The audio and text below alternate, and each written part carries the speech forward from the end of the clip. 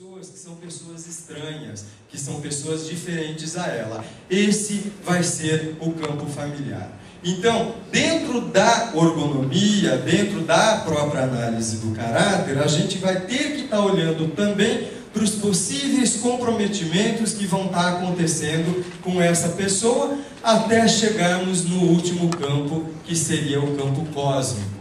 O campo cósmico, aí vai ser aquele momento da relação da pessoa com ela mesma, com toda a energia que está em volta dela, e aí a gente pode dizer, por que não, da relação dela com Deus, né? Que é o momento dela poder transcender, dela poder buscar outras coisas, se desligando também de todo o materialismo que a gente costuma ter.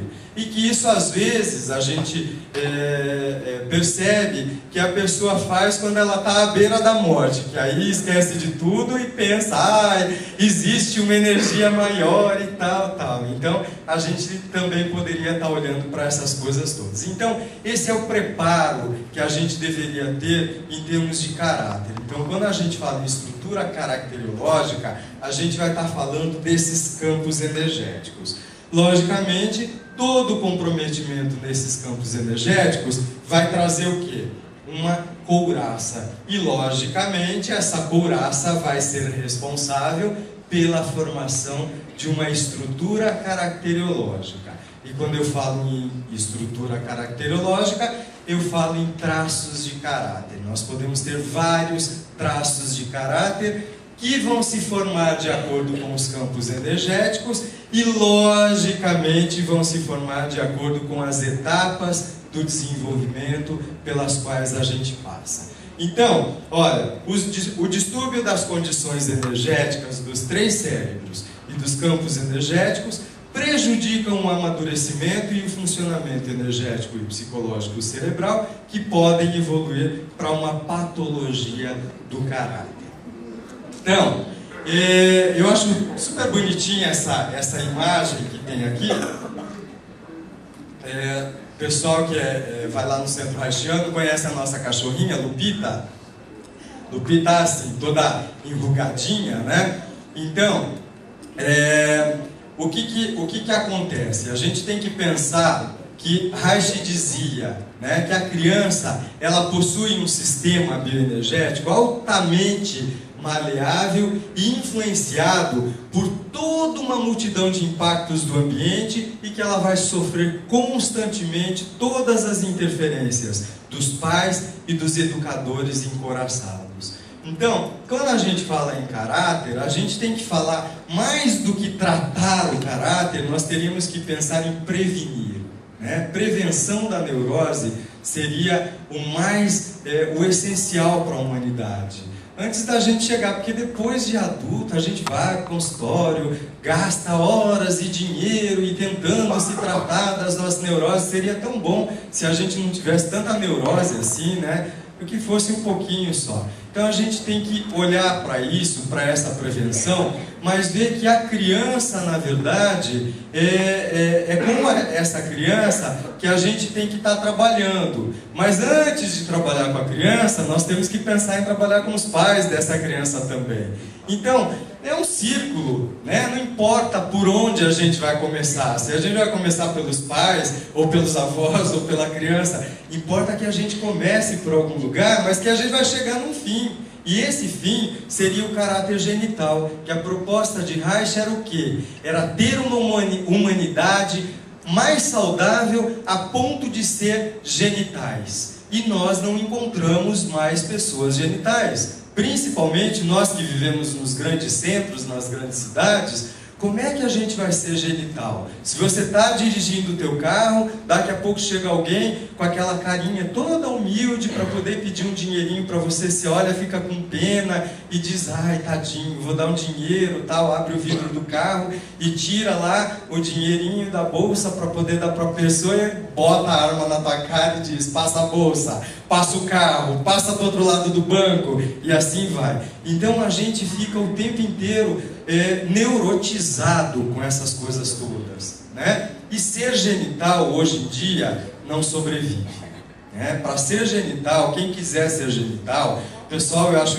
engraçado, né? Às vezes vão lá para a Índia, vão fazer os seus retiros espirituais, os seus trabalhos. Eu tenho alguns amigos que já fizeram isso e que vão, né? Pessoas, adrenalina mil e tal, não, mas eu vou para a Índia, tal. O Cairu tá indo para lá, né?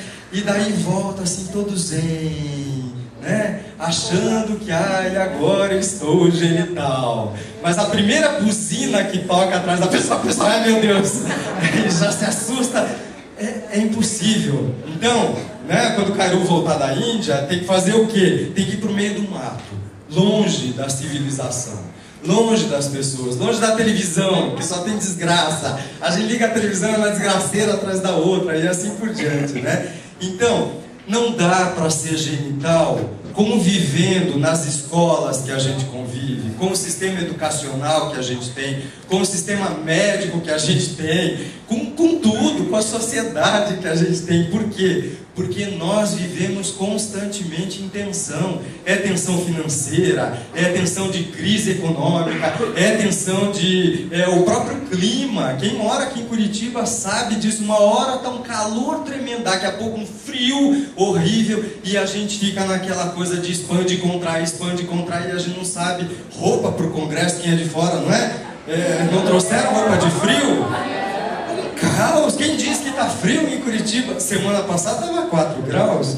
Olha, o povo acha que é mentira, né? A gente fala, está 4 graus em Curitiba. Aí chega e fala, nossa, que isso? Vocês vão ver, mas é incrível. Chega amanhã que vai todo mundo embora, quem passa frio é a gente, porque amanhã está um frio tremendo. Mas ainda bem que está assim, né? Mas a gente fica naquela tensão grande o tempo inteiro, né? Então a gente não consegue mais ter esse movimento de genitalidade. Eu me lembro quando eu fazia terapia com o Navarro, eu saía do consultório, né? Uma vez eu saí do consultório, estava já na reta final da terapia, e eu tive um momento assim que era muito gostoso, foi muito gostoso da terapia, de muita plenitude. E aí ele estava me atendendo em São Paulo nesse dia. E eu saí tão tranquilo do consultório, assim, a janela dava para uma rua de trás do consultório, foi muito gostoso, um momento muito agradável. E ele falou para mim assim, como você está se sentindo? Eu falei, eu não sei, eu estou em plenitude. Ele falou assim, esse é o verdadeiro momento da genitalidade que a gente raramente alcança. Ele terminou de falar isso, a gente só escutou tiros, pá, pá, pá, pá, pá, na rua de trás. Eu assustei, falei, puta, fudeu, genitalidade, né? Meu, não deu 1 minuto de genitalidade, paguei tão caro pra isso. Caramba, bomba, meu, que caos isso, né? E é isso que vai acontecer com a gente. A gente só tem pequenos momentos, né? Eu particularmente acho que eu tenho pequenos momentos de genitalidade quando eu entro numa igreja, né? Hoje em dia nem na igreja a gente pode entrar direito. Mas quando eu entro numa igreja, seja qual igreja for, que está um silêncio gostoso, ou no meio do mato, que você está longe das pessoas, tal. É tão gostoso a gente poder ter isso, né? Mas pena que a gente não pode ter isso o tempo inteiro. Bom, então, para a gente poder caminhar para a reta final disso, né, a gente tem que pensar que toda essa estrutura caracteriológica, ela vai ter uma relação com as etapas do desenvolvimento.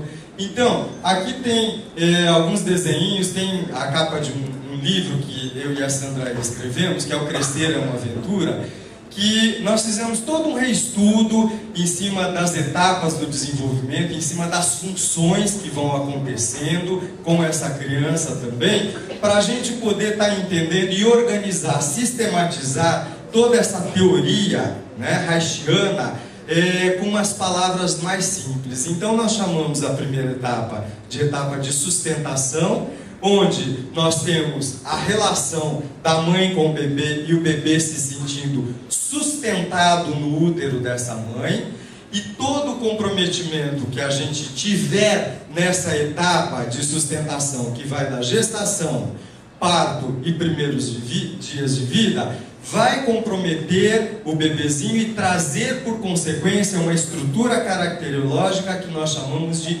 núcleo psicótico, ok? Bom, passando para a segunda etapa do desenvolvimento, a gente vai ter, depois temos umas imagens que eu vou passar rapidinho, A segunda estrutura, que é a incorporação, a segunda etapa, onde o bebê incorpora não só o peito da mãe e o leite, mas incorpora o afeto. Por isso que a gente fala de relações afetivas. E o comprometimento traz uma estrutura caracterológica que nós chamamos de borderline. A terceira estrutura vai ser de produção, a terceira etapa, onde o comprometimento desse bebê, além de comprometer a energia dele, vai trazer, de acordo com o desenvolvimento, ou uma estrutura passivo-feminina, ou masoquista, ou obsessivo-compulsivo. Porque aí vai de acordo com a entrada do pai na relação e a relação da mãe também, que é o triângulo que se forma.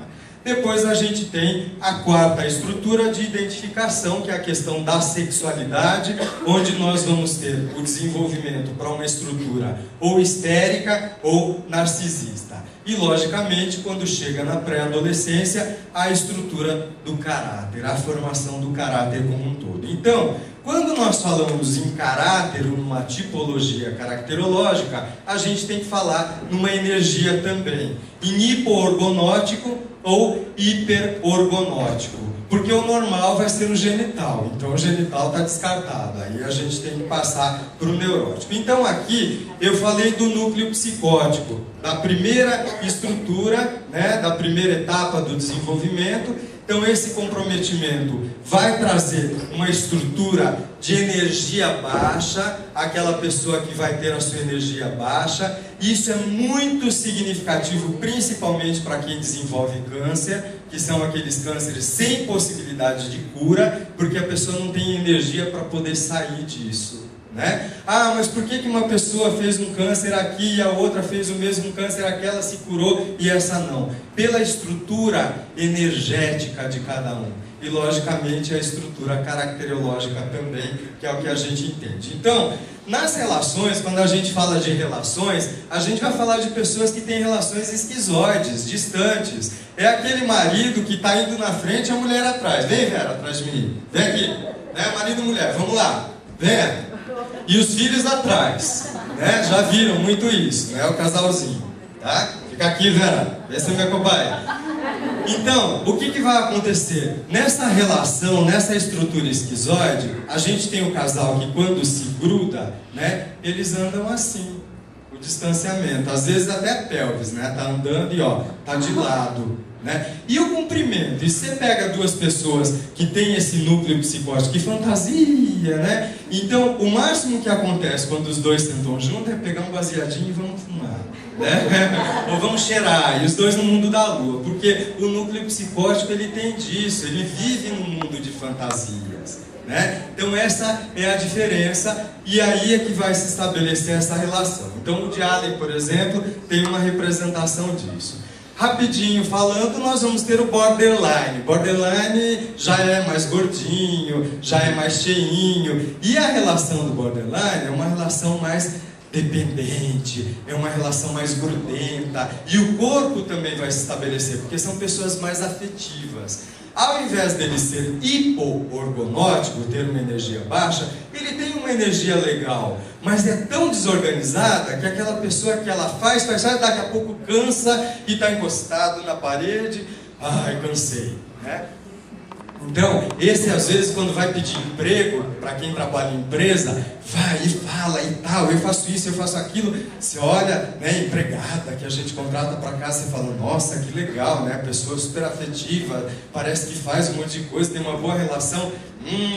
Ela vai e quando faz muito, cansa rápido demais. E daqui a pouco está lá. Por quê? Porque não consegue manter a sua energia. É desorganizada essa energia. Então, a energia fica para lá e para cá. E a gente tem que manter o equilíbrio disso. Aí nós temos a terceira estrutura, que vai ser o psiconeurótico, onde nós temos o masoquista, o obsessivo-compulsivo ou o passivo feminino, que já vai ser um hiperorgonótico desorgonótico, que são aquelas pessoas mais agitadas e tal, mas contidas ao mesmo tempo. Que vai se estabelecer aquela relação, por exemplo, sadomasoquista,